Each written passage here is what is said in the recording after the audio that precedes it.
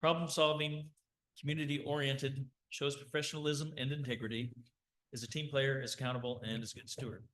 We have roll call, please. Mahler, Yes. Wally, Yes. Shelley, Yes. Schott, Klein, Yes. Okay, next up is approval of the meeting agenda. Everyone had a chance to review it, so could I have a motion, please? Make a Motion. second. Any discussion? Roll call? Shelley, Yes. Klein, Yes. Mahler. Yes. Wally, Yes. Schott, Okay, consent agenda. Item A is minutes of the January 20th, 2025 regular city council meeting. There are 7 payments for contract services to Bolton and Mink for a total of $27,053. Item C is claims and financial register, $590,318.36. And we have 3 licenses and permits. AA&M, i.e. JMC Supermarket on First is Class E retail alcohol license. Prairie Project LLC, Commonwealth Provisions Proletariat, Class C retail alcohol license. And Nayar LLC Prairie Venue out on Willis is wanting a new Class C retail alcohol license, and all the inspections have been completed and are on file. I have a motion, please. Make a motion to approve the consent agenda? I'll second. Any discussion? Okay. Roll call.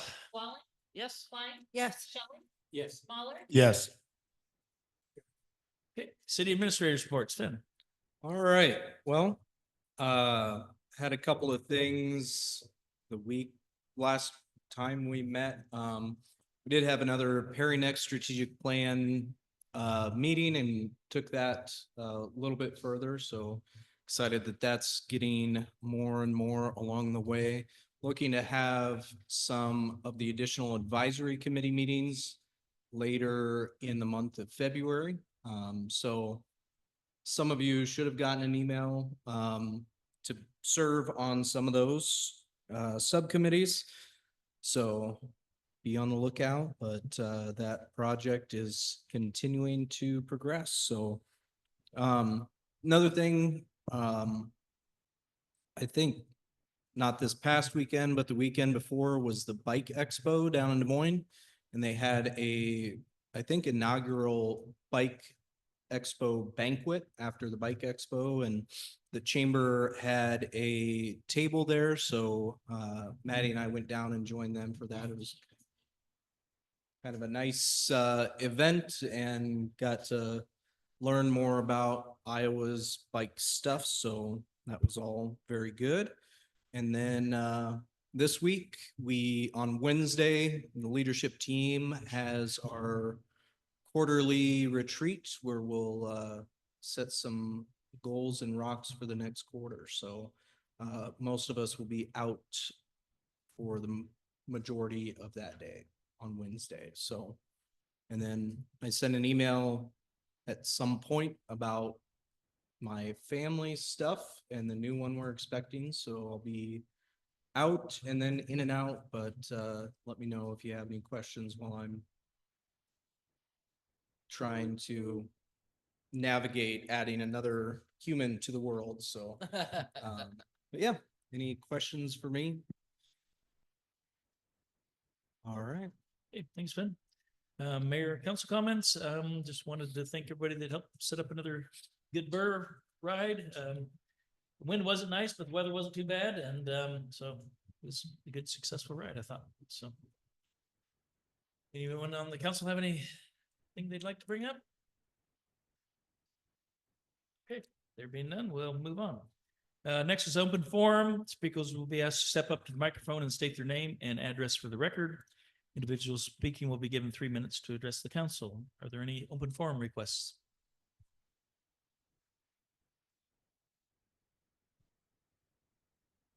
Okay, there being none, we'll move on. Whole business. Item A is a resolution setting a public hearing on franchise agreement with Mid-America Energy. We discussed this last meeting. The proposal is to increase their franchise fee 2% to a total of 4% now from the current 2%.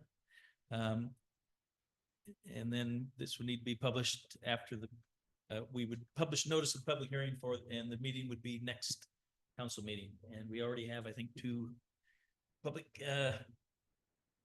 hearings that day, so this will be number 3. So could I have a motion, please? Make a motion, we pass a resolution setting a public hearing on the franchise agreement with Mid-American Energy. I'll second that. Discussion? I know Liz has been collecting some information and I've been collecting some information, so we will either during the public hearing or during action, we'll get to dive into some of that a little bit deeper and have some discussion on that, so.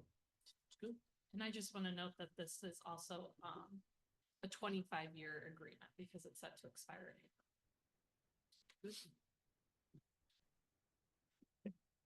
Any further discussion? Okay, roll call, please. Walling, Yes. Mahler, Yes. Yes. Scott, Klein, Yes. Okay, item B is a resolution approving and adopting a revenue purpose statement for expenditure of fee revenue from a natural gas franchise fee. So per provision section 364.2 subsection 4F of the Code of Iowa, we need a statement saying what we're going to spend this extra money for. So if it gets approved, we will need to have this set up, put together, and be able to approve it at the same time. So could I have a motion, please? I make a motion, we approve resolution approving and adopting a revenue purpose statement for expenditure of fee revenue from a natural gas franchise fee. I'll second that. Further discussion? It looks like we're gonna spend it on anything we want.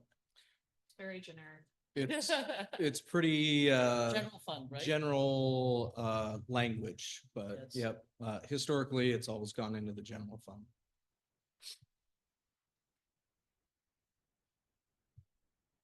Any other discussion? Roll call? Mahler, Yes. Yes. Shelley, Yes. Scott, Yes. Klein, Yes.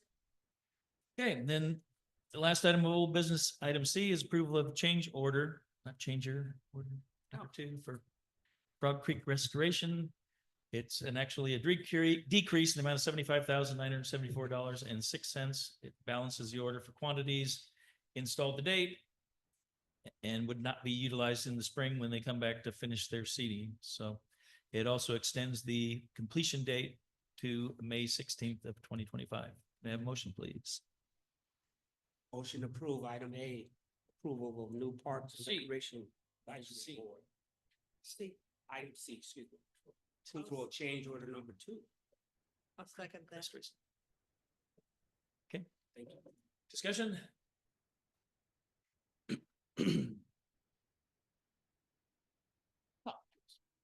Lee Jacob updated you at the last meeting on this, that this was coming.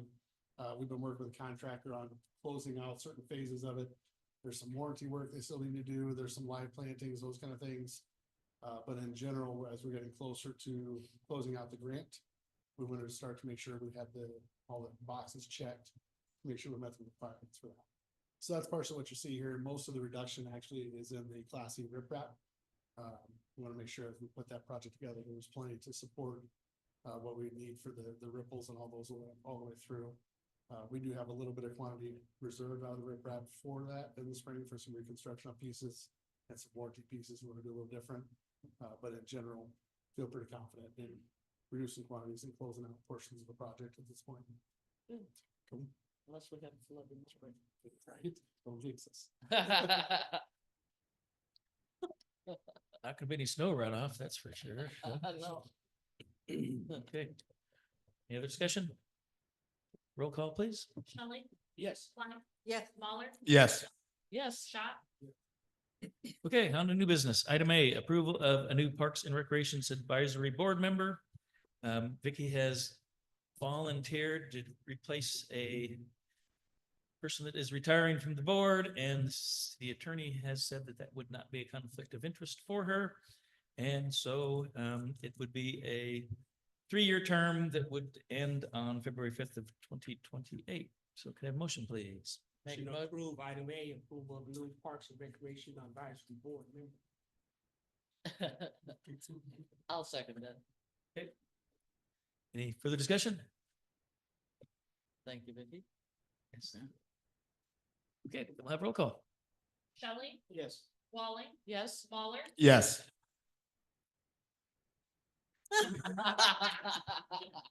Klein, I'll abstain. Okay. Item B is approval of Water Board of Trustees reappointment. Mr. Marcus Karas. I don't know how many terms he's had, but he's willing to sign up for another 6-year term, so we're planning to take advantage of his moment of weakness, and so he would serve to the end of April 2031. So could I have a motion, please? Motion approved, item B, approval of Water Board of Trustees reappointment. I'll second that. Any other discussion? Thank you, Marcus. Yes. Okay. Roll call, please. Shelley, Yes. Waller, Yes. Walling, Yes. Schott, and Klein. Yes. Okay. Item C is resolution approving an underground electric line easement. This is for the Tin Pig. They need to have a new electrical service to service the apartments they're putting in so that they'll have enough electricity to take showers and light their apartments. So easement will allow the Interstate Power and Light Company to install underground infrastructure in the alleyway behind the restaurant. So they have a motion, please. I make a motion, we pass a resolution approving an underground electric line easement. I'll second. Discussion?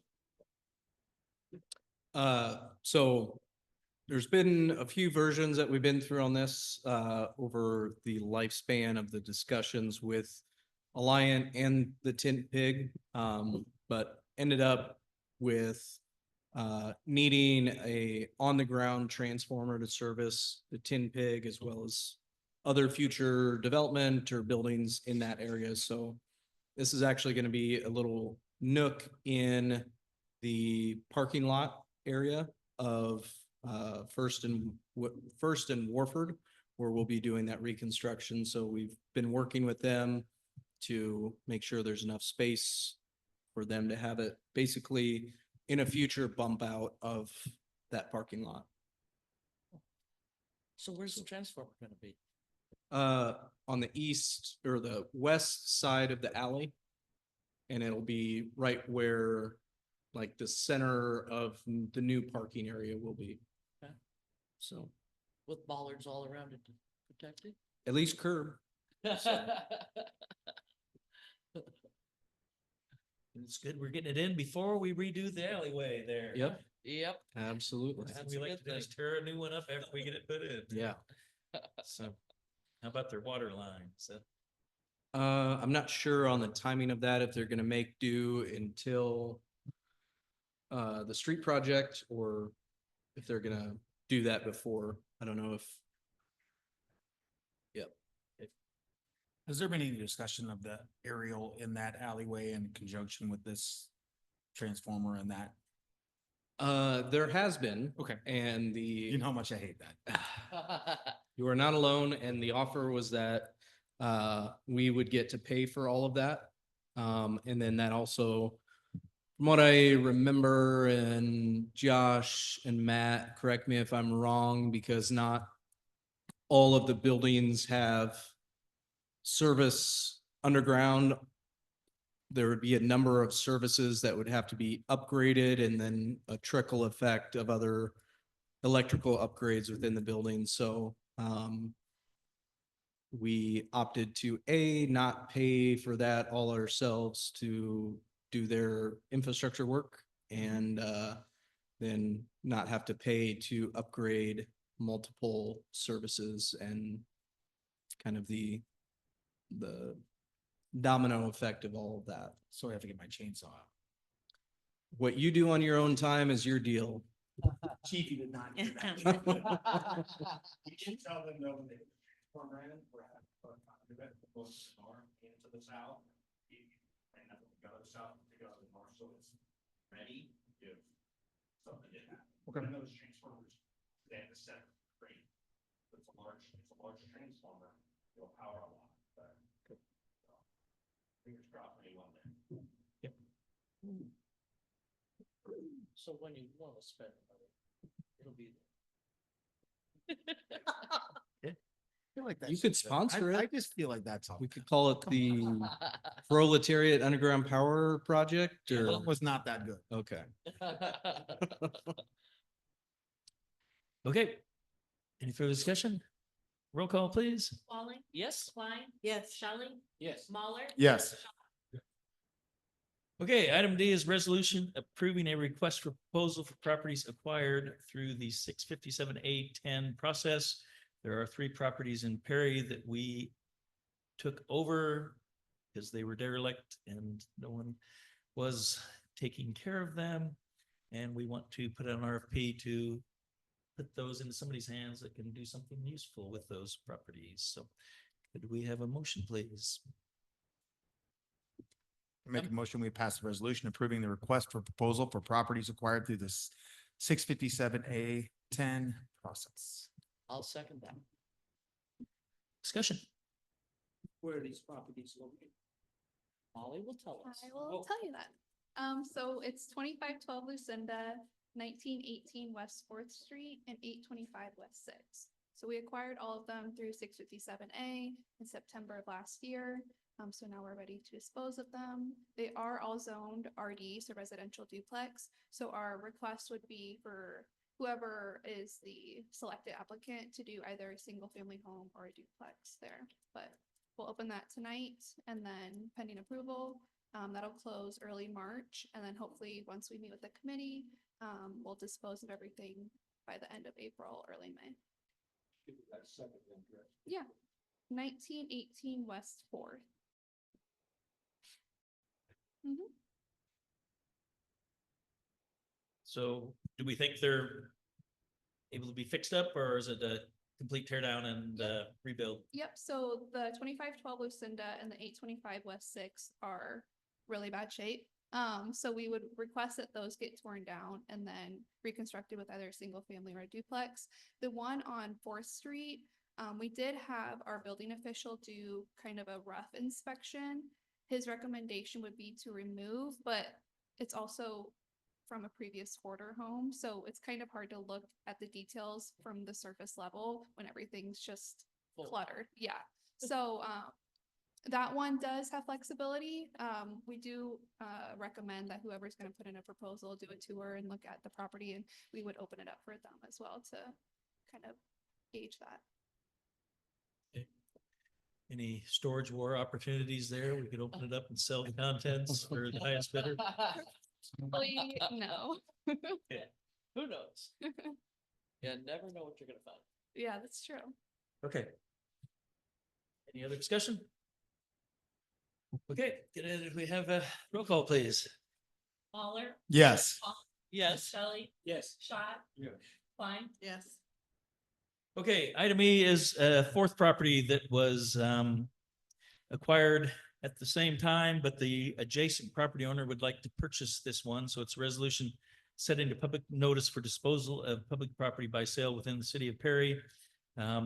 It is a small lot that is not compliant, and the house next to it is on a small lot that is not compliant. So if you combine the two, then it becomes a compliant lot. So, and we don't have to deal with disposing of it. They have to take care of the whole thing. So could I have resolution, please? I mean, a motion, please. I make a motion, we pass a resolution setting a public notice for disposal of public property by sale within the city of Perry. That's the house that burned down. Yes, yep. And I don't recall when the fire happened. That was before my time. A while ago. Okay. Yeah. So, yeah, Yeah. so we acquired it through the same process, and then tore down the house right after. And just how Dirk had explained, both that lot and the lot right next to it are non-conforming. So just to be cohesive and make it conforming, we find that resident to sell it to makes the most sense. Makes sense. Any other comments, questions? Okay, roll call, please. Walling, Yes, Schott, Yes. Shelley, Yes. Mahler. Yes. Klein. Yes. Okay, and then the final item is item F, approval of an agreement with Motorola Solutions for the police department. The current provider is having issues with their equipment and can't service it very well, so we're asking that you approve new agreement with Motorola Solutions, be a payment of $1,017.70 for this new fiscal, or the rest of this fiscal year, and then, 90,000 due over the next 5 years to purchase and maintain the equipment. So could I have a motion, please? Motion to approve item F, approval of agreement with Motorola Solutions for the police department. I'll second. Discussion? So I'll probably need to lean on Chief Archer a little bit from our conversation, what I remember. So we have a new police vehicle, I think, getting outfitted, and with our current in-camera system, it was around $4,000 to put the new version of the system we have in that vehicle. And then all of our other cameras are now obsolete, and we would need to, over time, each time we buy a new vehicle, buy this new camera and put it in. I think there were some customer service issues, if that's a polite way of saying it. So we were able to get our car back in November, and we called our current provider, Digital Ally, and attempted to order a new camera. Well, then they kind of ghosted us for like 2 months. So we've had a car sitting at Stivers since November, and we haven't been able to move anywhere with it because we don't have a video system to put in it. So we've reached out to Motorola. Motorola's really happy to work with us, and they're basically giving us 6 months advance on all of the equipment, even on new body cameras, and everything for $1,000, a little over $1,000. That way, come July, we'll make our first payment. So currently we have our body cameras through Digital Ally, and we're paying a little over $10,000 a year for a 5-year contract. So with Motorola adding all of our squad cars on that, plus having new body cameras, it's only going to add $7,000, a little over $7,000 more to what we're currently paying. So then we'll have all new, and then the new video systems in the patrol cars actually have capabilities to read license plates. They're called license plate readers. So if somebody was entered as a warrant or a missing person or anything in the NCIC computer system, which is the national database, that plate will like flag to an officer if they happen to drive by it or meet the car or whatever. So that's a huge advantage to our officers as well. So yeah, they're built into the system. They're willing to give that to us for a year for free. And then after that, of course, we have to pay a subscription, but we think that it's probably the best way to go at this point. So, yeah. Is the subscription reasonable after that, or? Is it? Yeah, it's like $200 a year, I think, per car. Yeah, to have that capability. That seems pretty incredible. Yeah, Technology. Yeah. right. Is any of the old equipment worth trying to sell? No, because it's kind of like it's out of service, they say. So they're not fixing it anymore. I did reach out to the Iowa Chiefs of Police Association that I belong to, and just kind of threw it out there. I was looking for an old one that somebody else may have had, and everybody else is kind of dumping Digital Ally as well. So I don't know. So probably not, because it's just like our video systems and our squad cars are they're pretty old. They still work well, but the technology is getting old, and they're not going to fix them anymore. And the new systems will all be cloud-based, so everything will be on the cloud, so we don't have to worry about storage or anything like that anymore. That's nice. I'm sure, Yeah, so the officers don't have to dump any data into anything when they get in, it just automatically happens. The squad cars will be, they'll kind of like download automatically. Our body cams, currently we have like a docking station, and we'll still have to use a docking station for the portable cameras. But our body cameras and the car cameras will be linked together as well. So it's all gonna be one thing, where right now we have the body cameras are on a cloud system, and then the car cameras are on an in-house system. So we have to get information from both systems when the county attorney's office or defense attorneys are asking for video, we have to pull out both those systems. So yeah, this will all be on one system, make it a lot easier as well. Makes sense. What's the turnaround time for each car to be upgraded? Is it gonna be? Just- months, weeks? Yeah, I Right. think they said it would, yeah, it just depends on who we go with and how busy they are, but we'll upfit the cars. They'll probably all be done within a couple months, yeah. So we have 6 cars that would need to be retrofitted, because one's already down there now that once they get the camera, which, once this gets approved, I think they ordered them last week, so in anticipation for this to be approved. And if not, they said, don't worry about it. No, it won't be any problem on us. So hopefully they shipped it already and they'll be able to we'll get our car back. So, which will be helpful. Great. I'm sure Chief Archer would tell you all that I had a lot of questions around all of this, but just in those conversations, I really think there's a lot of efficiency of having both the vehicle cameras and the body cameras tied together and not dealing with 2 different systems. Just for the time spent retrieving that data, as Chief mentioned. And then also, I think last budget year, we did discuss having a couple of stationary license plate readers in town. So this also kind of crosses that off of our list of any time an officer will be driving around town or running radar or whatever, they'll also be reading those license plates, which it was in my brain, it's a couple weeks ago, but I think it was maybe a couple months ago. There was an incident and it ended up that the license plate was uploaded into the NCIS system, and that person that left or fled Perry was actually picked up. Did they end up in Colorado? They I were- believe. Yeah, they were arrested in Yep. Colorado. So, because other agencies had that system, they were able to find that vehicle and apprehend that suspect. So, I believe it was, there was an Altoona officer that they have the flock system in Altoona. And he notified one of our officers that our suspect vehicle was in Kearney, Nebraska at such and such hour. So we knew that we were on the right track. We had intelligence that the person was headed that way. So that kind of confirmed our suspicion that she was heading toward California. So, and that just, since we had entered the information, it flagged his system in Altoona that the car was in Kearney, Nebraska. So it's pretty Wow. cool. And another thing with Motorola, going with Motorola, that's what the Dallas County Sheriff's Office has.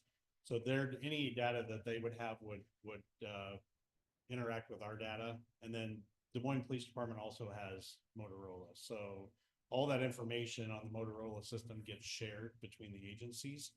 The rest of the metro agency has Flock, which is just another system, a little bit more expensive, that kind of thing. Sven and I did talk to one of the sergeants with the sheriff's office about the Motorola system, and the sheriff's office is looking at getting stationary cameras. Now, nothing's been said yet or done, but he did indicate that Perry would probably have one camera in this area of the county, so, which would be helpful. So it'd be one less thing that we would have to purchase in the future, so. What would the stationary camera do? The station, it'd be a license plate reader. License plate. Yeah. They want to strategically place them throughout the county. So we have a nice intersection down here at 141 and First that they would like to utilize. Nothing's been passed on that yet, but that's kind of their plan. So, which would be a huge benefit for our community. Sure. I read something, and this is weird, that there is a way to put a tracker on a high-speed chase vehicle. So that you I did don't, see that. There was a news story on that, yeah. yeah, Some device that like shoots out. yeah, it shoots out and it puts a tracker on the vehicle, so you don't have to chase it at 100 miles an hour. They say. You just track it, Yeah, and when it slows down or stops, you get them. there you go. Bad guys always have those in movies. Well, I don't know how it works if it's something that just sticks to the car. Yeah, it's got some sort of super high adhesive that, Yeah, stick about anything. yeah. Yeah. But you know, that would save a lot of these high-speed chases that we Yeah. have Yeah. that go through rural areas.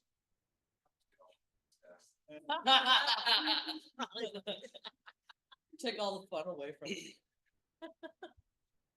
Okay. Anything else? Okay, roll call, please. Shelley, Yes. Klein. Yes. Mahler. Yes. Yes. Schott. Okay, there's no, okay, I forgot one thing, Chief, you can have a seat. Oh, no. I was just gonna mention, I don't, another perk of the Motorola deal is that I think, was it in 2 years or 3 years, they will replace the body cameras as part of it. So, it's kind of a keeping up with technology thing automatically, so that's another perk, but just so everyone knows. But all right. Okay, so, and just want to remind everyone that 2 weeks on the Monday is President's Day, so our meeting is moved to Tuesday, the 18th of February for our next meeting, not Monday, Tuesday, the 18th. So, and with that, we will adjourn. You all. Thank you.